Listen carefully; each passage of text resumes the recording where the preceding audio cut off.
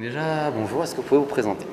Sandrine Osconi-Miglio, conseillère municipale déléguée à la jeunesse et à la culture de paix. Donc aujourd'hui, c'est le conseil municipal. Qu'est-ce qu'il y a de spécial? Aujourd'hui, le conseil municipal tombe le 21 septembre. Le 21 septembre, c'est la journée internationale de la paix. C'est une journée qui a été créée à l'égide de l'ONU pour justement qu'on n'oublie pas qu'il y a eu des conflits qui ont été très meurtriers, notamment les conflits atomiques au Japon, et que par rapport à ça, il fallait vraiment mobiliser les gens autour de la paix. Donc voilà, cette journée commémore la paix dans le monde entier, c'est pas qu'en France.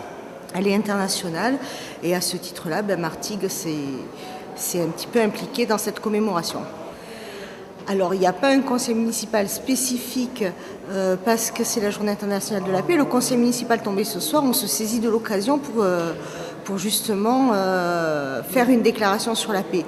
Alors, quels sont les problèmes? Actuellement, on le sait, que les politiques d'austérité qui sont menées, ce sont des politiques qui génèrent des inégalités, des conflits. Voilà. À Martigues, on essaie de mettre en place des mesures chaque fois pour que les gens vivent mieux, pour que les gens s'entendent mieux, pour que les gens soient plus cultivés, mieux éduqués, etc. Voilà, on travaille sur les 8 piliers de la paix, l'éducation, la culture, le développement durable, etc. etc. C'est ça, travailler à la culture de la paix. Et la jeunesse, dans tout ça, quels sont les rapports du coup, avec la paix et la jeunesse? Alors la jeunesse n'est pas oubliée, d'abord parce que l'an passé nous avons envoyé 4 jeunes de Martigues sur les journées mondiales de la jeunesse pour la paix.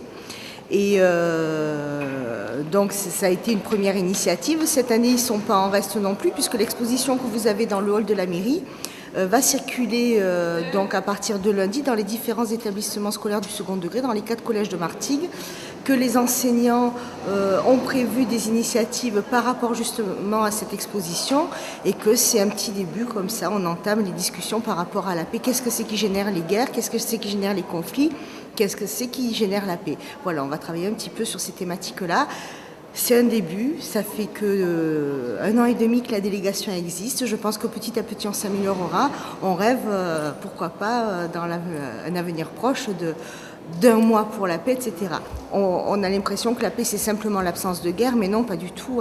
C'est aussi vivre en paix avec les autres, vivre en paix avec soi-même, c'est-à-dire arriver à se nourrir, arriver à se recréer, à se récréer, à avoir des vacances, à avoir des loisirs, à s'éduquer, à se former, etc. Ça aussi c'est vivre en paix.